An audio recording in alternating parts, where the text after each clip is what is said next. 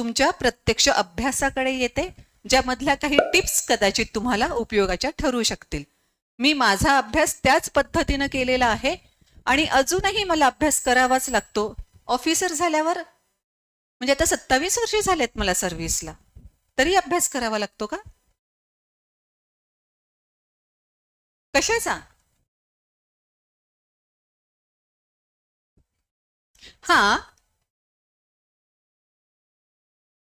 लोकांच्या बदलत्या मानसिकताचा किंवा अपडेटेड म्हणू आपण, जे काही अपडेशन येते त्या पद्धतीचा, त्याही पेक्षा महत्वाचा ज्या फाईल्स समोर येत आहेत, माझा अभ्यास जर नसेल त्यातला, तर त्या फाईल्सवर लिहायचं काय हे कसं समजणार आहे? त्या फाईलचं पुढे करायचं काय? कोणीतरी तक्रार घेऊन आलं तर त्या तक्रारीला आउटवे कसा आहे हे कसं कळणार आहे? सो अभ्यास आपल्याला नेहमीच करायचा असतो, म्हणून मी नेहमीच सांगत असते अभ्यासाशी मैत्री करून घ्या. मॅमने जेव्हा 8 दिवसांपूर्वी मला या व्याख्यानाबद्दल सांगितलं, तेव्हा या व्याख्यानासाठी मला अभ्यास करावा लागला. आणि आता पुढे मी तुम्हाला तेच सांगत आहे, जे सगळं मी इव्हन व्याख्यानांसाठी सुद्धा इम्प्लिमेंट करत असते. स्टडी टिप्स मध्ये पहिली टिप येते, तुम्ही जेव्हा नवीन काही वाचता, अभ्यास करता, एखादा चॅप्टर नवीन घेता, तेव्हा पहिली रिव्हिजन नेसेसरीली 24 आवर्स मध्ये दिलीच पाहिजे. कारण तुम्ही एकदा वाचल्यानंतर तेव्हा वाचल्यावर कळतं की येस आपल्या लक्षात आलं आहे, पण 2-3 दिवसानंतर बघितलं तर बरंच विसरलेलं असतं. ते विसरून जाऊ नये यासाठी वाचन करणं जेवढं महत्वाचं आहे तेवढंच महत्वाचं आहे 24 तासामध्ये फर्स्ट रिव्हिजन देणं आणि 7 दिवसांमध्ये सेकंड रिव्हिजन देणं. हे केल्यानंतर जवळपास 75% जास्त अभ्यासक्रम आपल्या लक्षात बसलेला असतो आणि तो खूप लॉंग पिरियड साठी असतो. म्हणजे जोपर्यंत आपण आता मला त्याची गरज नाही म्हणून विसरून जाण्याचा प्रयत्न करू, तोपर्यंत ते आपल्या डोक्यामध्ये साठलेलं असतं. पुन्हा जेव्हा आपण नोट्स काढत असतो तेव्हा या सगळ्या नोट्स शक्य झालं तर कलरफुल मध्ये करता येईल का हे बघा. माझ्या व्याख्यानाची डायरी जर तुम्हाला दाखवली असती तर हेही व्याख्यान तशाच कलरफुल मध्ये आहे. मेन टॉपिक्स काय आहेत, मग उप काय आहे, त्याच्यातलं महत्वाचं काय आहे, मग कुठे हायलायटर वापरलं. म्हणजे जेव्हा ह्या गॅझेट्स बद्दल मी सगळं सांगितलं होतं आणि मोक्षगुंडम विश्वेश्वरय्या यांचा मुद्दा होता, तेव्हा मी त्यांना येलो हायलायटरनं हायलाइट केलेलं आहे. आता तुमच्याशी बोलत असताना ते पेज पूर्णतः माझ्या डोळ्यासमोर आहे.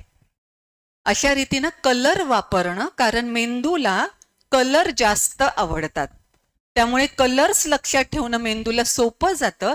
आणि जेव्हा ते गुलाबी कलर मध्ये काहीतरी होतं, गुलाबी कलर मध्ये काय होतं, यस हे होतं, असं आपल्याला ताबडतोब रिकॉल करता येतं. त्यामुळे नोट्स शक्यतोवर कलरफुल करा. कलरफुल म्हणजे त्याला काहीतरी लॉजिक अप्लाय करा, नाही तर कोणतेही कलर कशासाठी वापरल्यावर पुन्हा कन्फ्युजन वाढेल की मेन पॉइंट्स माझा या कलर मध्ये आहे, सब पॉइंट्स माझे या कलर मध्ये आहेत, किंवा जसं मी म्हटलं की महत्वाचे नाव जे आहेत तर ते माझे ह्या कलरने हायलाइट केलेले आहेत, असं काहीतरी स्वतःसाठी ठरवून घ्यायचं. त्यानंतर माइंड मॅप किंवा माइंड ट्री आपण ज्याला म्हणतो ते सुद्धा तेवढंच महत्वाचं ठरतं की ऍट अ ग्लान्स तो पूर्ण ट्री आपल्या लक्षात राहिला तर आपल्याला व्यवस्थितरित्या सगळं रिकॉल करता येऊ शकतं. माझी अभ्यासाची पद्धतही तशीच होती आणि व्याख्यान लक्षात ठेवण्याची ही पद्धत तशीच आहे. आताही माझ्या हातामध्ये काहीच नाही, एक साधा चिठ्ठीचा तुकडा पण नाहीये, पण मी सगळं तुम्हाला सांगते. बरोबर का?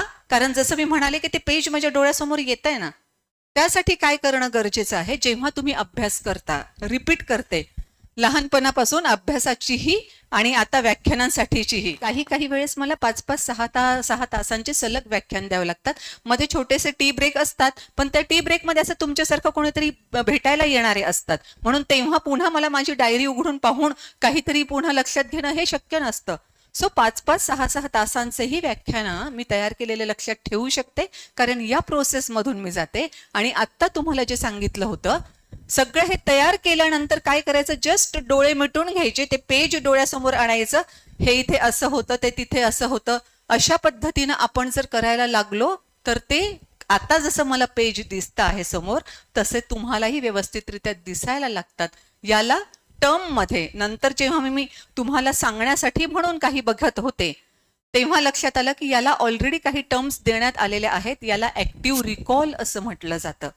जस्ट काही सेकंदांसाठी तुम्ही नवीन काहीतरी वाचलं आणि मग त्यानंतर वाचल्यावर जस्ट काही सेकंदांसाठी डोळे बंद करा, जे आपण अभ्यास केलं होतं त्याचं मनातल्या मनामध्ये सगळं करा आणि यस कुठेतरी राहिलं तो एक पॉइंट मला आठवेच ना, असं असेल तर नंतर सगळं तुमचं झाल्यावर एकदा त्याच्यावर जा, त्या मुद्द्यावर, त्या नोट्सवर आपल्या, आणि तो मुद्दा काय होता लक्षात घ्या. हे या 5ही गोष्टी ज्या मी तुम्हाला सांगितल्या त्या खूप महत्वाच्या आहेत. आणि पुढचेही आणखीन काही तुम्हाला टेक्निक्स मी सांगणार आहे. टेक्निक्स मध्ये सगळ्यात अगोदरचं एक टेक्निक मी असं सांगेल ज्याला पोमोडोरो टेक्निक असं ऑफिशियल नाव आहे. म्हणजे काय, पोमोडोरो टेक्निक नुसार 25 मिनिट अभ्यास करायचा आहे आणि 5 मिनिटांचा ब्रेक घ्यायचा आहे. पण हे आपल्या आपल्या सवयीनुसार आणि आपल्याला काय आवडतं त्यानुसार ह्याच्यामध्ये फरक पडू शकतो आणि पडलाच पाहिजे. सो 2 तासानंतर तुम्ही 10 मिनिटांचा ब्रेक घेऊ शकता. मी स्वतः एकदा माझा मूड लागलेला असला पर्टिक्युलरली व्याख्यान लिहिण्यामध्ये तर मग 3-3, 4-4 तास सलग लिहिते आणि मग एक 15-20 मिनिटांचा मी ब्रेक घेते. प्रत्येकाच्या कपड्यांची साईज जशी वेगळी असते तसं ह्या प्रत्येकाच्या गोष्टी स्वतःच्या वेगळ्या असतात. त्याच्यामुळे माझ्यात काय आहे किंवा मला कशा पद्धतीनं करता येऊ शकतं हे आपण आपलं ठरवायचं आहे आणि त्यानुसार ह्या सगळ्यामध्ये फरक करायचा आहे. पण मेनली गोष्ट ही आहे की सर्टन वेळ अभ्यास केल्यानंतर मेंटल फटीग येण्याच्या आत आपण ब्रेक घेतला पाहिजे. मेंटल फटीग आल्यानंतर मग पुढचे 2-3 दिवस आपल्याला काही सुधरत नाही. तो अनुभव आला असेल ना की नाही मला आज ना हे संपल्याशिवाय उठायचंच नाही, मी कंटिन्युअस करणारच आहे. कितीदा तरी बोर व्हायला लागतं तरी सुद्धा आपण ते कंटिन्युएशन मध्ये करतो. नंतर केलेला अभ्यासही लक्षात राहत नाही आणि नंतर 2-3 दिवस अभ्यास करणं आपल्याला खूप जड जातं. कशामुळे, ते या कारणामुळे असतं. म्हणून मधून मधून थोडे ब्रेक्स घ्यायचे. ब्रेकमध्ये काय करायचं आहे, व्हॉट्सअप मेसेज कुणाचा आला का पाहायचंय अजिबात नाही. त्या ब्रेकच्या काळामध्ये जे आपल्याला डिस्ट्रॅक्ट करणार आहे त्या कोणत्याही गोष्टीला हात लावायचा नाही. माझी स्वतःची पद्धत आहे की एखादं गाणं स्वतः गुणगुणणं किंवा स्वतः ऐकणं किंवा जस्ट खिडकीतून लांब दूरवर काहीतरी पाहत राहणं किंवा जस्ट घरातल्या घरामध्ये एक थोड्याशा 2-4 चक्रा मारणं किंवा पाणी जवळ बॉटल घेऊन बसण्याच्या ऐवजी पाणी तिकडेच राहू द्यायचं आणि मग इथून त्या ब्रेकमध्ये जाऊन पाणी पिणं, छान घोटाघोटाने मस्त पाणी सुद्धा एन्जॉय करत, अशा पद्धतीनं त्या ब्रेकमध्ये काय करायचं हे आपण आपल्या साईजनुसार, हा शब्द आपण वापरूया की आपण आपल्या पद्धतीनं जे सूट होतं त्यानुसार आपण ते करू शकतो. त्यासोबतच आणखी एक महत्वाचं आहे की काही विषय असे असतात जे आपल्याला हे जाऊ दे ना, हे नंतर करू, अगोदर हे करून घेऊ असं आपण म्हणत असतो आणि ह्याला नेहमीच नंतर करतो. पण त्याचाही अभ्यास करायचा आहे ना आपल्याला. मग अशा परिस्थितीमध्ये ऍटलिस्ट आपण ही दक्षता घ्यायचीच की ऍटलिस्ट सुरुवात तरी करायचीच अभ्यासाला. कारण आपली सायकोलॉजी अशा पद्धतीची असते की जनरली एखादं काम सुरू केल्यानंतर ते संपेपर्यंत आपल्याला स्वतःलाच चैन पडत नाही. हातावेगळं कधी एकदा ते काम करू असं आपल्याला वाटत राहतं. त्यामुळे आपण त्याला सुरुवात केली की ऑटोमॅटिकली आपली सायकोलॉजी आपल्याला पुढच्या पानांवर घेऊन जात राहते. कदाचित थोडंसं स्लोली घेऊन जाईल आपल्या आवडत्या विषयांपेक्षा, पण डेफिनेटली ती घेऊन जाईल आणि आपल्याला त्याचा फायदा होतो. याची ही कन्सेप्ट सांगते कारण लक्षात ठेवणं सोपं जाईल. मी एवढे 5-6 वाक्य सांगितले, ते लक्षात ठेवायला जर अवघड जातील आणि नंतर मी गेल्यानंतर ते काय सांगितलं होतं असं तुम्हाला जर वाटत असेल तर अगोदरचं पोमोडोरो टेक्निक होतं आणि आता जे सांगितलं त्याला झायगर्निक इफेक्ट असं म्हणतात. सो झायगर्निक ही एक रशियन सायकोलॉजिस्ट होती. तिनं संशोधन केलं होतं आणि संशोधनामध्ये तिला असं आढळलं होतं की जे हॉटेलिंग मध्ये ती रिसर्च तिचा तिथला होता आणि हॉटेल्समध्ये तिने हे ऑब्झर्व केलं की जोपर्यंत टेबल, तुम्हालाही प्रश्न पडला असेल, एवढे 25-30 टेबल्स किमान असतात आणि कोणत्या टेबलचं किती बिल झालं हे त्यांना कसं कळतं, म्हणजे लक्षात कसं राहू शकतात. तर यावर तिनं जेव्हा रिसर्च केला तेव्हा असं लक्षात आलं तिच्या की जोपर्यंत बिल पे होत नाही तोपर्यंत त्यांचे मेन्यू काय काय होते, कारण काय काय खाल्लं हे पण तर लक्षात असलं पाहिजे ना त्याच्याशिवाय बिल कसं आकारणार आहेत. तर जोपर्यंत बिल पे होत नाही तोपर्यंत त्यांनी काय काय आणि किती क्वांटिटीमध्ये खाल्लं हे सगळं त्यांच्या लक्षात असतं. पण एकदा का बिल पे झालं की मग 2 मिनिटांनी जरी विचारलं तर ते म्हणतात आता नाही, त्यांनी बिल देऊन टाकलं, आता नाही, कारण ते लगेच काही आवश्यक नसणारी गोष्ट ठरते ना त्यांच्यासाठी. म्हणजे एकदा जोपर्यंत काम संपत नाही, बिल जोपर्यंत पे होत नाही तोपर्यंत त्यांच्या लक्षात राहतं आपण एखादं काम हातात घेतलेलं हाता वेगळं जोपर्यंत करत नाही, सध्या आपलं काम अभ्यास आहे, त्याच्यामुळे तो विषय जोपर्यंत व्यवस्थितरित्या आपण अभ्यासत नाही तोपर्यंत आपण त्याच्या पुढच्या पेजेसवर सुरुवात केलेली असते. हा झाला झायगर्निक इफेक्ट. त्यानंतरचं एक टेक्निक आहे, तुम्ही प्रश्नपत्रिका पाहिल्याच पाहिजेत, जुन्या प्रश्नपत्रिका. जुन्या किमान एक 8-10 वर्षांपूर्वीच्या, अर्थात तुमचा सिलेबस बदलला असेल तर जेव्हापासून सिलेबस बदललाय तेव्हापासूनच्या प्रश्नपत्रिका अवश्य पहा, कारण या प्रश्नपत्रिकांमध्ये सुद्धा पॅरेटोज लॉ आपल्याला दिसतो. पॅरेटोज लॉ असा आहे की 80% गोष्टी अशा असतात ज्या आपण 20% म्हणजे आउटपुटच्या संदर्भात त्यांनी सांगितलं होतं. 80% गोष्टी अशा असतात ज्या फक्त 20% आउटपुट देतात आणि 20% गोष्टी अशा असतात ज्या 80% आउटपुट देतात. आपण कॉन्सन्ट्रेशन मग कशावर केलं पाहिजे? 20 वर केलं पाहिजे, कारण आउटपुट त्या 80% देतात. थोड्याशा अवघड असतात पण त्यावर कॉन्सन्ट्रेशन केलं तर 80% आउटपुट मिळतं. प्रश्नपत्रिकांमधूनही आपल्याला तेच लक्षात येतं की काही टॉपिक्स किंवा काही प्रश्न असे असतात जे वेळोवेळी रिपीट होत गेलेले आहे. म्हणजे हे प्रश्न जास्त महत्वाचे आहेत. हे प्रश्न आपण व्यवस्थित तयार करायचेच आहे, कारण हे आपल्याला 80% आउटपुट देणार आहेत. हे आपण पॅरेटोजला 80-20 प्रिन्सिपल अवश्य लक्षात घेतलं पाहिजेच. आणि त्यासोबतच आणखी एक टेक्निक आहे जे मी स्वतः वापरते. जसं मी तुम्हाला सांगत होते, अभ्यास करत असताना समजा आपण पहिलं महायुद्धाचा चॅप्टर वाचून काढलेला आहे. पहिलं महायुद्ध वाचल्यानंतर एकदा अभ्यास केला, आता वही हातामध्ये घ्यायची, पेन हातामध्ये घ्यायचा आहे आणि पहिल्या महायुद्धामध्ये काय काय आपण अभ्यास केला, ओके, म्हणजे एक तर अगोदरची परिस्थिती कशी होती, मेन पॉइंट्स अगोदर लिहून घेऊ की अगोदरची परिस्थिती कशी होती, तात्कालिक कारण काय घडलं, त्यानंतर देशांच्या कॅटेगरीज झालेल्या होत्या, तर कोणकोणते देश एका साईडने होते आणि कोणकोणते देश वेगळ्या साईडने होते, त्याचं नेमकं ते युद्ध कशा पद्धतीनं गेलं आणि त्याचे परिणाम काय झाले, असे एक 10-12 आपल्याला कदाचित महत्वाचे मुद्दे सापडतील.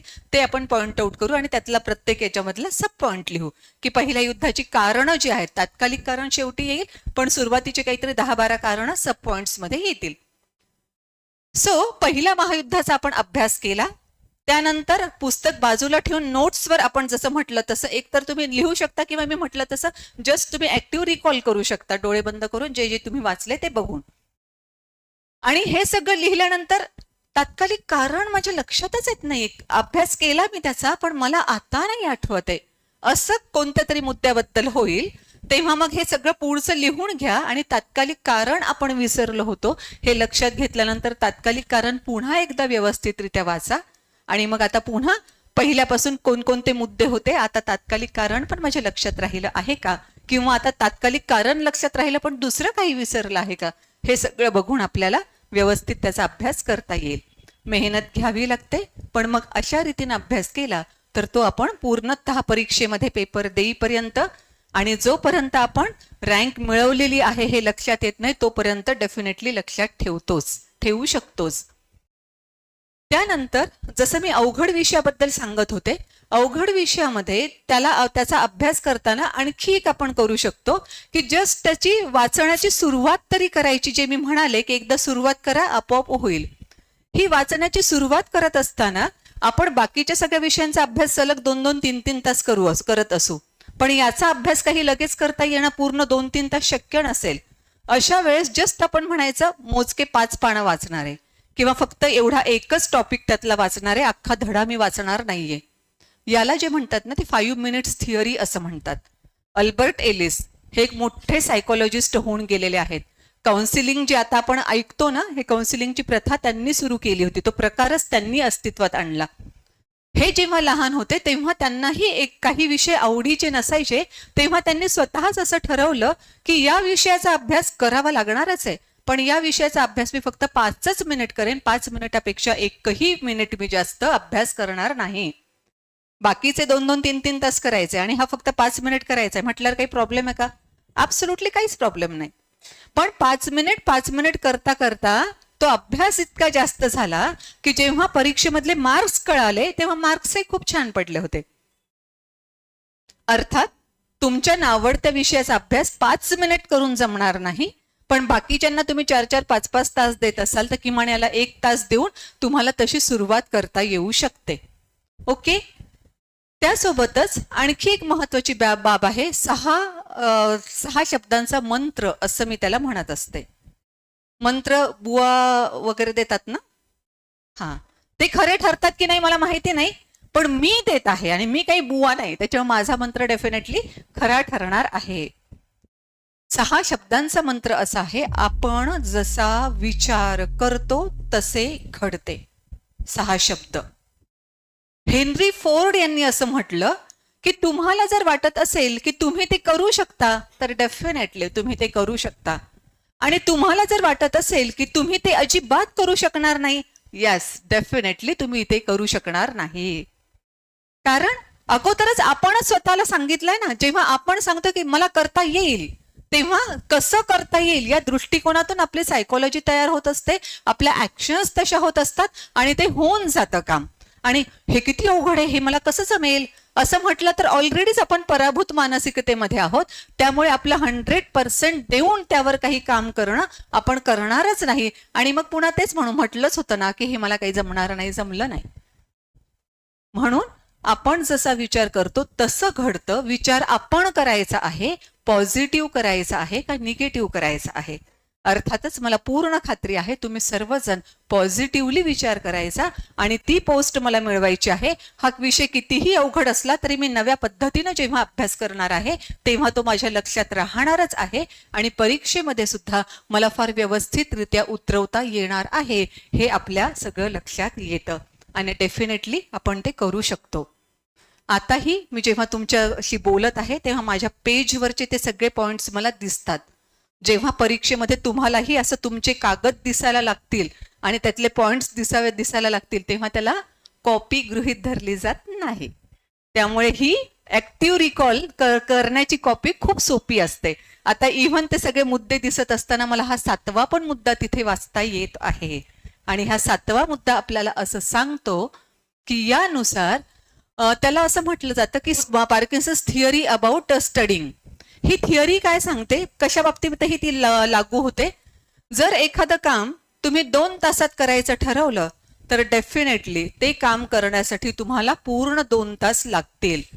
पण जर एखादं काम, तेच काम तुम्ही पाऊण तासात करायचं ठरवलं तर डेफिनेटली ते काम तुमचं पाऊण तासातच कंप्लीट होतं. ज्याला जेवढा वेळ देऊ तेवढा पूर्ण वेळ ती गोष्ट घेत असते. आपल्याकडे मराठीत म्हण आहे बघा, असल तेवढं सरतं, नसल तेवढं पुरतं. त्याचा अर्थ हा असाच आहे. तुम्ही जर एका चॅप्टरच्या अभ्यासाला 2 तास दिले, पूर्ण 2 तास लागतील. नाही नाही, या चॅप्टरला 2 तास देऊन मला कसं जमेल, मला पुढचा अजून भरपूर वाचायचा, हा विषय मला 2 दिवसात कंप्लीट करायचा आहे. एवढ्या एका चॅप्टरला मला 2 तास नाही देता येणार. हा चॅप्टर माझा कोणत्याही परिस्थितीत अर्धा तासात झाला तरच माझं पुढचं टाइम शेड्यूल फॉलो होऊ शकतं. असं जर आपण स्वतःला सांगितलेलं असलं, डेफिनेटली आपण या पद्धतीने अभ्यास करायला लागतो की अर्ध्या तासामध्ये तो पूर्ण इफेक्ट मिळतो आपल्याला, जो एरवी 2 तासात मिळाला असता. म्हणजे फक्त भरभर वाचून काढणं असं नाही. 2 तासात वाचताना जे मेमराईज आपण केलं असतं तेही सगळं मेमराईज आपल्याला होत असतं. या अशा टेक्निक्सने अभ्यास करतानाच काही गोष्टी आपल्याला पुन्हा लक्षात ठेवाव्या लागतात. आणि यामध्ये जसं मी सांगितलं, बरेच जण विचारतात की मग अभ्यासाची वेळ कोणती चांगली आहे.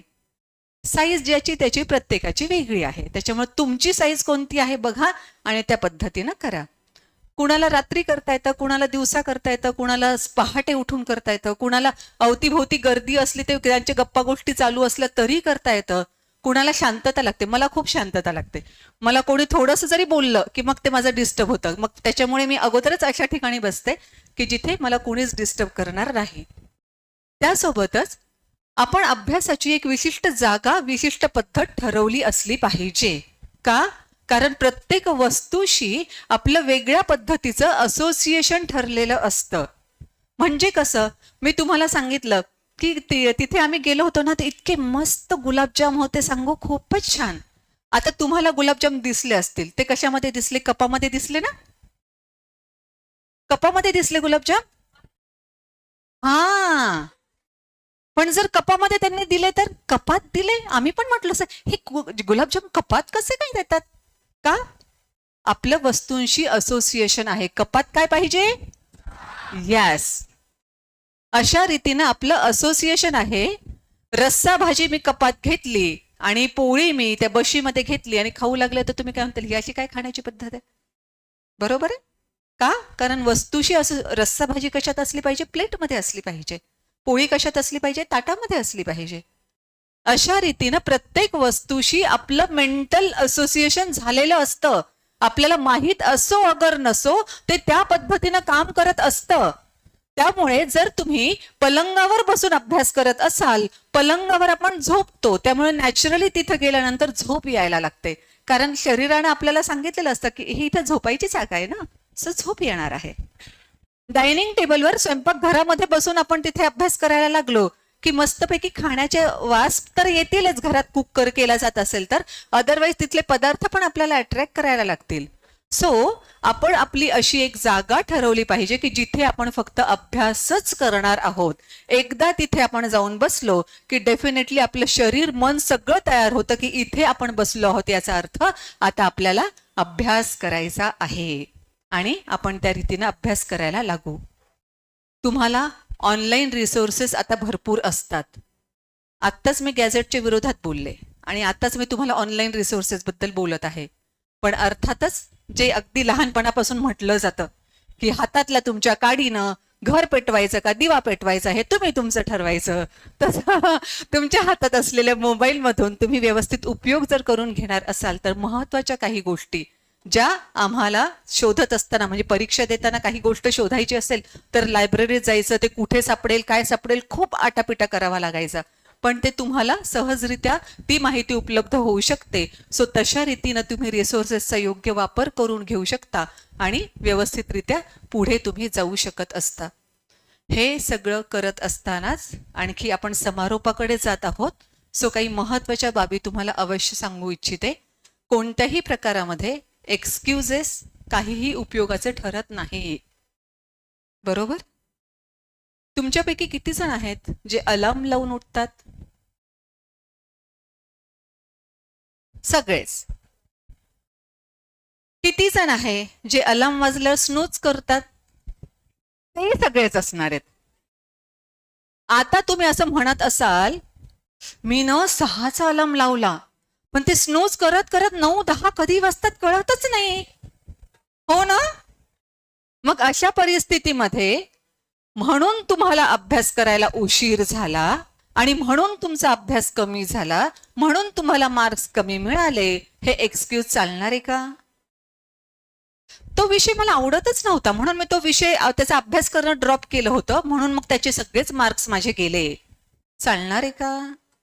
अजिबात नाही. या सगळ्या एक्सक्यूजेसमुळे होईल काय माहितीये का? तुम्ही जेव्हा स्वतःच्या अपयशाची कारणं सांगाल की यामुळे माझा अभ्यास झाला नाही, तर सगळेजण जे माझ्यासारखे कोणी असतील किंवा तुमच्या जवळचे, हो का, ओ जाऊ दे, बेटर लक नेक्स्ट टाइम, असं म्हणून आम्ही शांत बसू. काही फरक आमच्यावर पडतो? फरक कुणावर पडतो?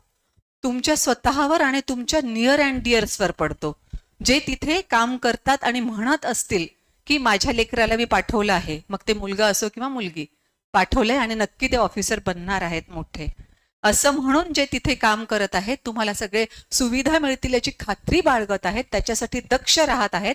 फरक तुम्हाला आणि त्यांना पडणार आहे. त्यामुळे एक्सक्युजेस द्यायचे का एक्सक्युजेस सोडून त्याच्या पुढे जायचं? आणि मायकेल जॉर्डननं ज्याप्रमाणे स्वतःचं मूल्य कसं वाढवायचं ठरवलं त्याप्रमाणे आपलं मूल्य वाढवायचं हे आपण ठरवायचं आहे. एक मनुष्य होता, त्याचं काय काम असायचं माहित आहे? गाढवावर बरंच त्याचं सामान लादायचं आणि त्या गावामध्ये पूर्ण फिरून ते सामान विकायचं. आता सामान विकून आलेले पैसे तो एका पिशवीत ठेवायचा. त्या पिशवीला नेमकं काय झालेलं होतं? खालून एक छिद्र होतं, त्याच्यामुळे हा जसे पैसे टाकायचा पैसे खालून निघून जायचे. सामान तर विकलं जायचं, घरी येईपर्यंत पैसा तर एक पण राहायचा नाही आणि सारखा तो कपाळाला हात लावून म्हणायचा, ह्या पिशवीला छिद्रच, 1 रुपया सुद्धा त्याच्यामध्ये राहत नाही, मी इतकी मेहनत घेतो पण माझ्या हातात 1 रुपया सुद्धा येत नाही. काय करायला पाहिजे होतं? उपाययोजना करायला हवी होती ना. मग तुम्हाला ज्या कोणत्या कारणासाठी एक्सक्युजेस द्यावेसे वाटतात, काय करू, मी 6चा अलार्म लावला असतो पण तो स्नूज होत होत 9 पर्यंत जातो, 9 पर्यंत तो जात नाही रे बाबा, तू त्याला 9 पर्यंत घालवतो. बरोबर? त्यामुळे जर प्रॉब्लेम काही आहे हे लक्षात आलं, काही एक्सक्यूज आपण, याने एक्सक्यूजच दिसलं ना, मी तरी काय करू, ज्याच्यात पैसे मी ठेवतो ती पिशवीच गळकी आहे. हो गळकी आहे पण त्याला उपाययोजना तुलाच करावी लागणार आहे, दुसरं कोणी येणार नाहीये. सो तुम्हाला जे काही ज्या परिस्थितीमधून अभ्यास करायचा आहे, रँक मिळवेपर्यंत तिथपर्यंत पोहोचायचं आहे, तोपर्यंत सगळं तुम्हालाच करायचं आहे. जसं म्हटलं जातं, घोड्याला पाण्यापर्यंत नेता येतं, पाणी त्यालाच प्यावं लागतं. मॅम, माझ्यासारख्या अनेक जणांना इथे तुम्हाला मोटिवेट करण्यासाठी आणतील किंवा तुम्हाला खूप चांगल्या पद्धतीचे अभ्यासाचे प्रोफेसर्स इथे आणतील, ते तुम्हाला शिकवतील खूप चांगलं, ते सगळं करतील. पण ऍक्च्युली तुम्हाला करावं लागणार आहे, डोक्यामध्ये तुम्हाला घ्यावं लागणार आहे, तुमचा टाइम टेबल तुम्हाला आखावा लागणार आहे. परीक्षेमध्ये व्यवस्थितरित्या डोकं डिस्टर्ब न होऊ देता शांतपणे पेपर्स तुम्हाला लिहायचे आहेत. सो कोणतेही एक्सक्युजेस डोक्यातही न आणता या गळत्या पिशवीवर आपण स्वतः उपाययोजना करायची, हे सुद्धा तुम्ही लक्षात घ्यायचं आहे. आणि last but not the list, पहिल्याच प्रयत्नामध्ये यश मिळो अशी माझी नेहमीच सदिच्छा तुम्हा सर्वांसोबतच असणार आहे. पण कदाचित पहिल्याच प्रयत्नात नाही मिळालं तरी निराश होण्याची ऍब्सोल्युटली काहीही आवश्यकता नसते. प्रॉब्लेम तिथे होतो जिथे आपण बर्नीतल्या त्या किड्यासारखं, त्या गवती किड्यासारखं वागतो, तिथे तो प्रॉब्लेम होतो. एकदा असंच झालं, एका माणसानं काय केलं, एका बर्नीमध्ये काचेची उंच बॉटल होती आणि त्या बर्नीमध्ये गवती किडा पकडून आतमध्ये सोडून दिला आणि सोडल्या त्यानं बर्नीचं वरचं झाकण लावून घेतलं. आता हा गवती किडा उडणारा मस्तपैकी, त्यानं मस्त छान, अरे आपण इथे कुठे आलो गड्या, मला उडायचंय म्हणून त्यानं उडण्याचा प्रयत्न केला. बर्नीच्या बाहेर तर तो काही येऊ शकला नाही, उलट ते बर्नीचं झाकण त्याच्या डोक्याला लागलं, खाली गेला. पुन्हा काही ते डोकं झनझन झाल्यामुळे थोडा काही क्षण थांबला, पण त्याला उडायचंच होतं म्हणून पुन्हा त्यानं आपली कदाचित स्पीड किंवा आपला वेग कमी पडला असेल, काहीतरी विचार केला, आणखी जास्त स्पीडनी वर येण्याचा प्रयत्न केला. आता डोक्याला खूप जास्त जोरात लागलं, पुन्हा खाली बसला. आणि नंतर हे असं 3-4दा जेव्हा झालं, त्याच्यानंतर ह्या माणसानं बर्नीचं झाकण काढून टाकलं. आता हा किडा काय करतो बघूया म्हणून तो बघायला सुरुवात केली आणि आता हा किडा, त्याच्यात ताकद होती, बर्नीचं झाकण सुद्धा काढलेलं होतं. आता त्यानं उडायचं ठरवलं असतं तर त्याला बर्नीच्या बाहेर उडता आलं असतं, पण 4-5 झटके त्याला लागलेले होते डोक्याला. त्यामुळे आता त्याची मानसिकता खूप कमजोर झालेली होती आणि त्यामुळे तो डोक्याला लागू नये याची काळजी घेत बर्नीत अर्ध्याच उंचीवर उडत होता आणि ओ मला बर्नीच्या बाहेर जाता येत नाही हे म्हणत होता आणि तसाच तो त्याच्यात अडकून पडत होता. त्यामुळे मे बी एखाद्या वेळेस आपल्याला थोडंसं बॅकफूटवर यावं लागलेलं असेलही, पण त्याचा अर्थ आता पुढे आपल्याला भविष्य होत नाही असा अजिबात होत नाही. त्यामुळे पुन्हा एकदा पहिल्यापासून त्याच जोमाने, पहिल्या वेळेस जेवढ्या छान पद्धतीने अभ्यास केला होता त्याच जोमाने पुन्हा एकदा अभ्यासाला लागा. डेफिनेटली यश मिळालेलं असणार आहेच. तुम्हा सर्वांनाच तुमच्या परीक्षा खूप छान सोप्या जावोत आणि तुमचं आयुष्य खूप चांगल्या पद्धतीनं व्हावं अशी अपेक्षा व्यक्त करते, तशा सदिच्छाही देते आणि इथेच थांबते. थँक्यू.